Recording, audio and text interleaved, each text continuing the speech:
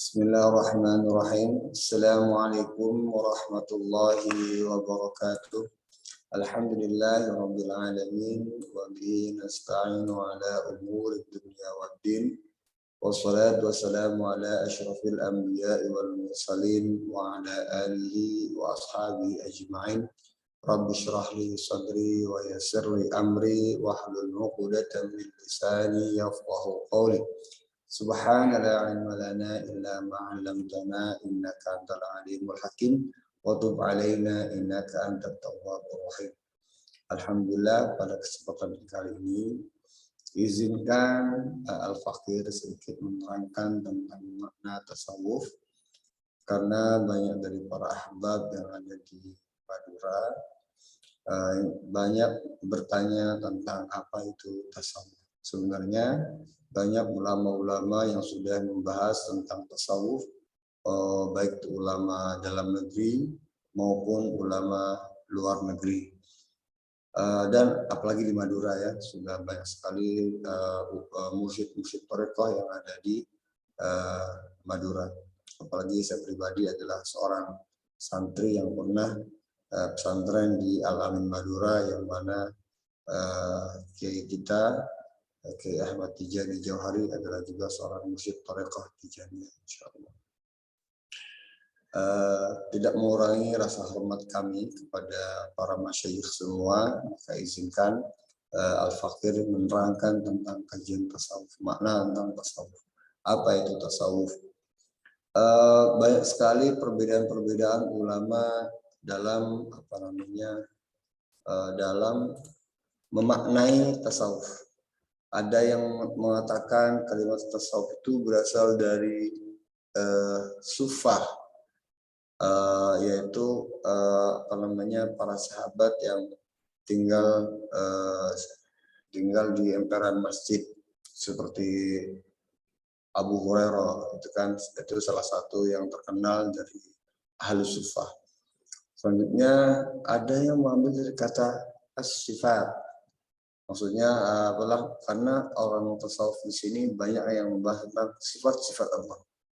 Sifat-sifat Allah dan berusaha mengaplikasikannya ke dalam kehidupan mereka. Seperti misalnya sifat Allah Ar-Rahman, mereka berusaha memaknainya dengan luar biasa, terus mengaplikasikannya dalam dirinya. Dia berusaha menjadi sifat Allah yang Ar-Rahman. Dia berusaha rahmat kepada yang lain. Nah, dan yang lain sebagainya. Ada yang mengatakan dari sufah, yang mana itu dari kain wol gitu kan, dari ahli-ahli thariqah zaman dahulu, orang yang sangat zuhud, orang yang sangat jauh dari keduniawi, bahkan pakaiannya saja terbuat dari kulit kambing gitu kan. Oke, kita akan bahas sedikit tentang permasalahan tasawuf ini. Yang pertama, kita mengutip pendapat, karena siapalah kita hanya seorang pelajar yang hanya bisa mengutip pendapat-pendapat ulama yang terdahulu. Kita tidak bisa mengutarakan makna kita, paling kita bisa hanya menyimpulkan. Yang pertama, ada yang menerangkan dari Syekh Ahmad Zarruq. Syekh Ahmad Zarruq ini seorang seorang syekh dari Al-Azhar. Beliau mengatakan bahwa tasawuf adalah ilmu yang dapat memperbaiki hati dan menjadikannya ikhlas semata karena Allah. Jadi intinya kita itu ahwal hati kita, bagaimana kita itu memperbaiki niat kita, bagaimana kita jauh dari riya, ujub, takabur, menghilangkan penyakit-penyakit iri, dengki dan sebagainya. Terus menjadikan segala sesuatu itu lillah. Kita sholat lillah, kita beribadah lillah, kita membantu tetangga juga lillah, bukan karena hal manusiawi. Semuanya adalah, itulah makna tasawuf dari Syekh Ahmad Zarruq. Selanjutnya ada dari seorang Syekh Islam, Syekh Zakaria Al-Ansari. Ya, beliau juga termasuk Zakaria Ansari ini kalau tidak salah beliaunya adalah Syafi'iyah, muridnya Imam Syafi'i. Kalau nggak salah beliau juga makamnya kalau nggak salah di sebelahnya makam Imam Syafi'i di Kairo. Beliau mengatakan bahwa tasawuf adalah ilmu yang menerangkan tentang cara-cara mensucikan hati, membersihkan jiwa, memperbaiki akhlak, dan membina kesejahteraan lahir serta batin untuk mencapai kebahagiaan yang abadi. Jadi hampir mirip. Ya, jadi kalau Zakaria itu bagaimana kita itu tasawuf ini adalah ilmu yang menerangkan cara-caranya, bagaimana kita menghilangkan iri dengki, bagaimana kita memperbaiki akhlak kita dari akhlak kita yang dari nafsu ammarah naik ke lawamah, mulhamah sampai ke mutmainnah dan radiyah hatta mardiyah. Nah ini sebenarnya yang diajarkan oleh Syekh Zakaria Al-Ansari, intinya bagaimana kita bisa sejahtera lahir kita, batin kita, yang ujungnya adalah untuk menggapai kebahagiaan yang abadi, yaitu nanti di surga. Wallahu a'lam. Selanjutnya ada pemahaman lagi makna tasawuf dari Syekh Husain An-Nasr. Beliau mengatakan bahwa tasawuf adalah upaya melatih jiwa. Melatih bagaimana kita melatih jiwa ini dari berbagai kegiatan yang dapat membebaskan manusia dari pengaruh duniawi. Jadi bagaimana kita ini melatih, karena kalau tidak dilatih, jiwa ini akan buas. Kita harus dilatih. Misalnya nafsul ammarah.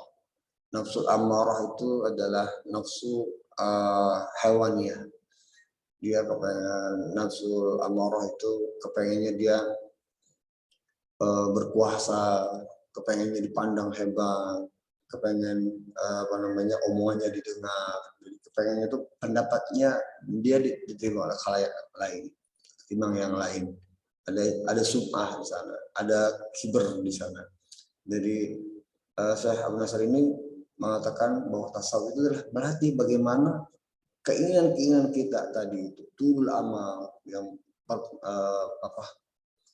berangan-angan dihilangkan, imajinasi hayalan itu dihilangkan dengan cara dilatih bagaimana kita melatih jiwa kita.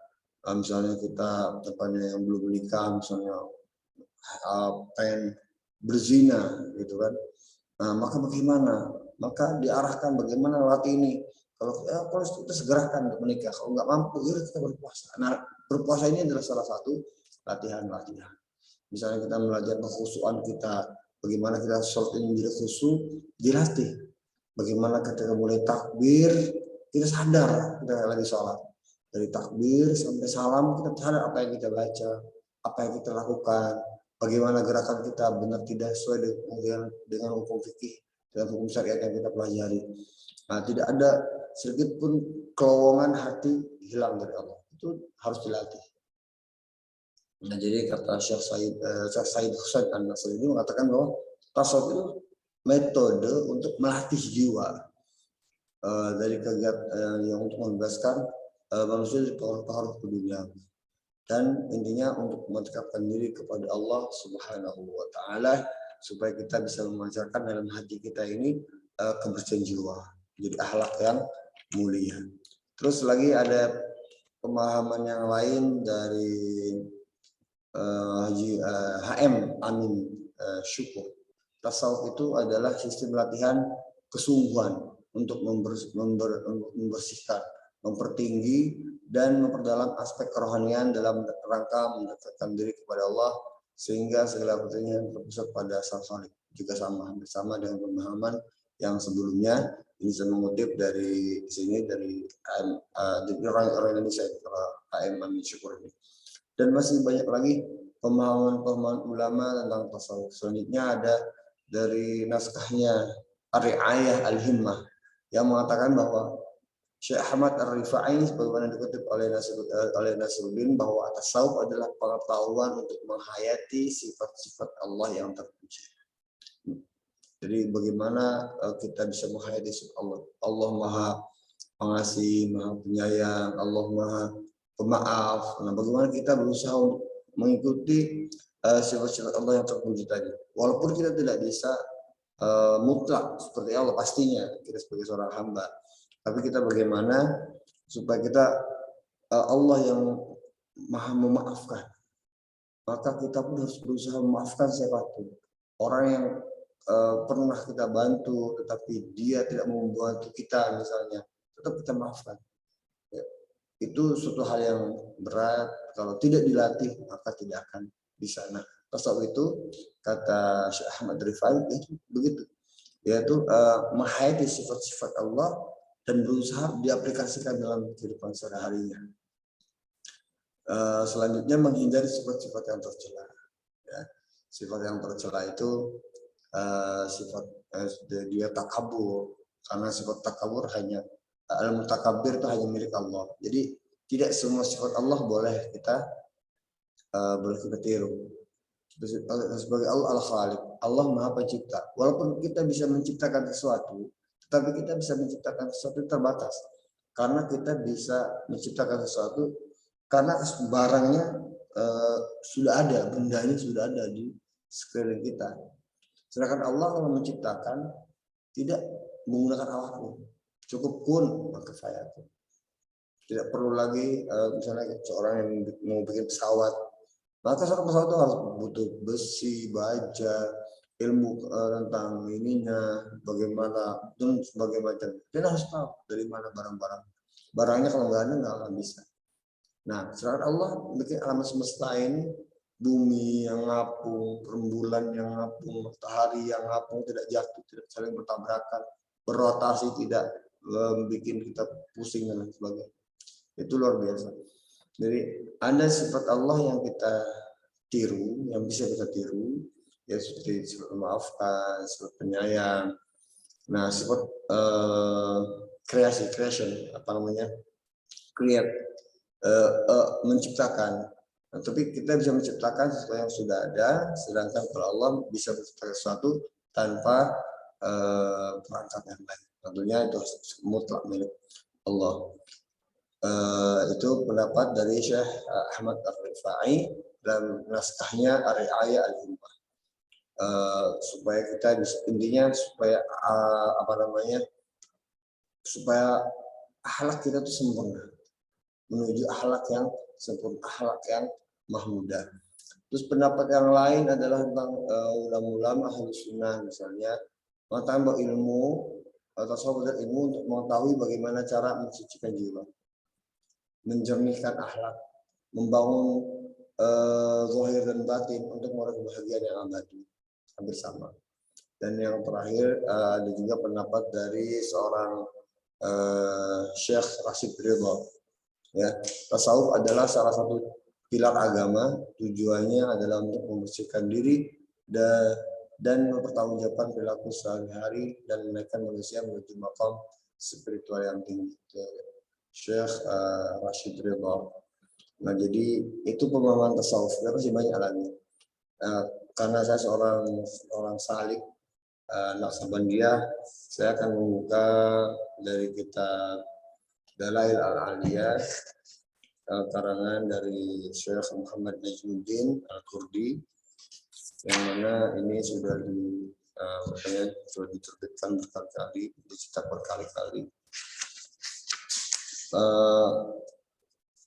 Tasawuf ini banyak sekali maknanya, hampir sama dengan yang tadi, cuman sedikit pendapat bahwa tasawuf itu adalah ilmu ahwal wal maqamat.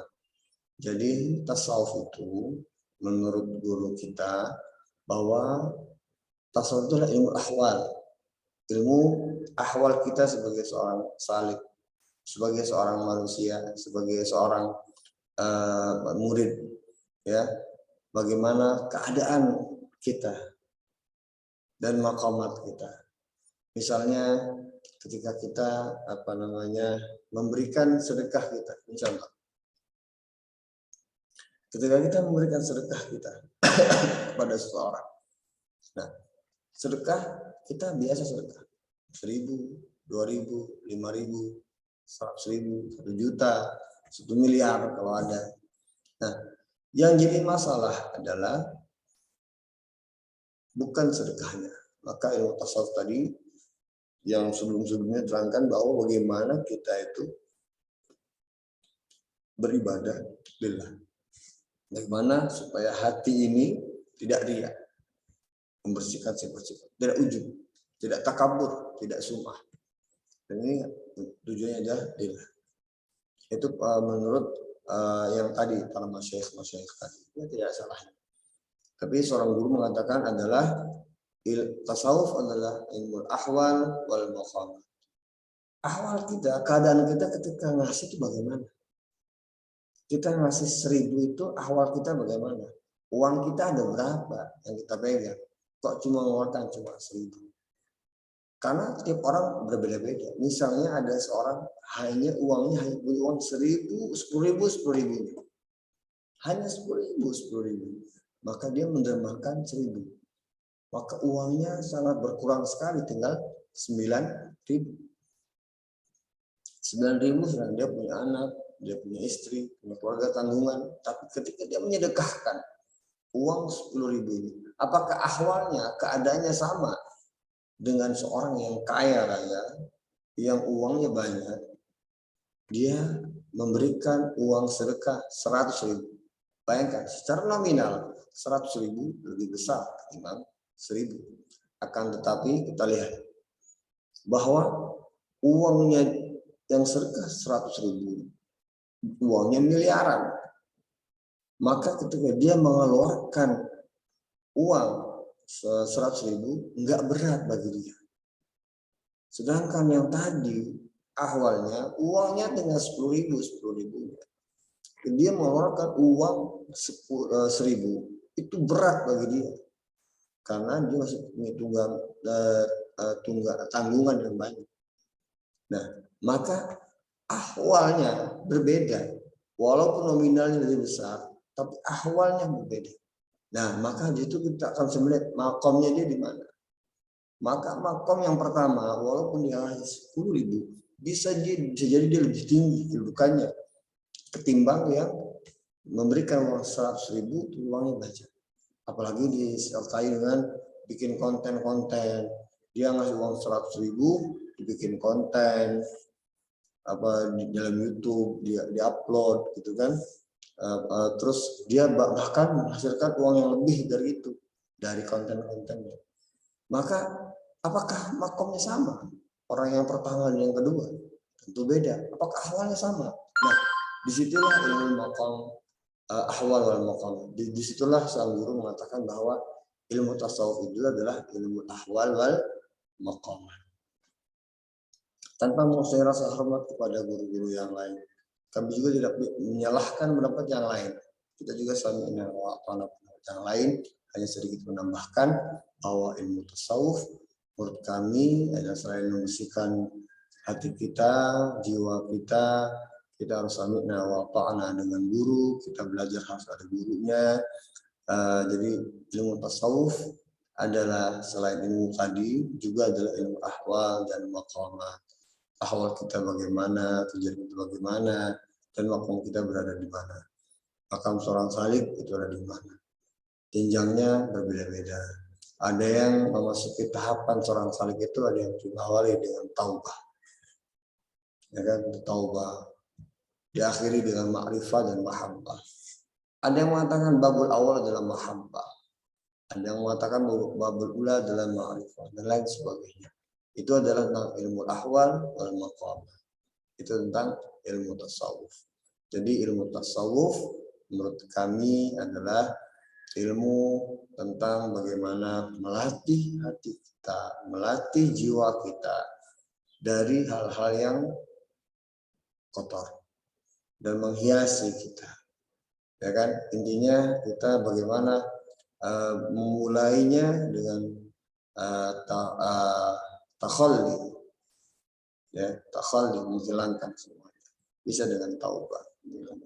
Setelah itu adalah tahalli, menghiasi hati kita dengan zikir, dengan ibadah yang baik, dengan husnudzon, dengan sholawat.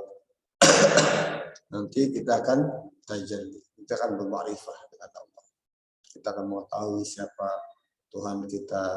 Kita bisa mencapai makom di mana kita itu beribadah seolah-olah kita melihat Allah.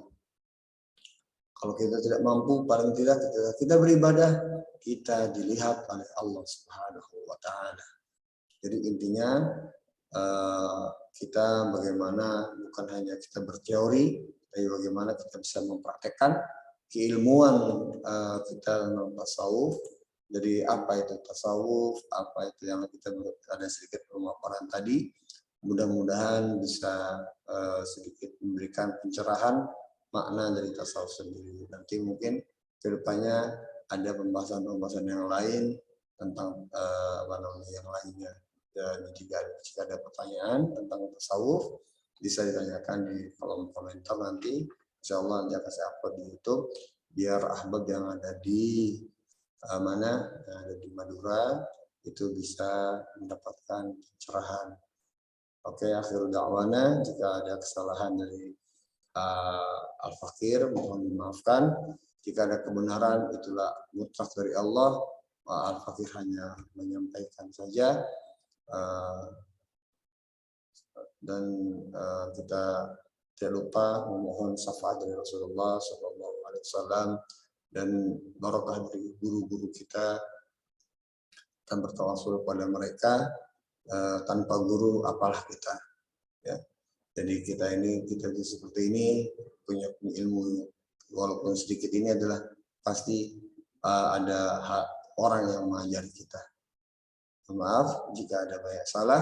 Nakhtatim bilhamdalillah, alhamdulillah rabbil alamin. Assalamualaikum warahmatullahi wabarakatuh.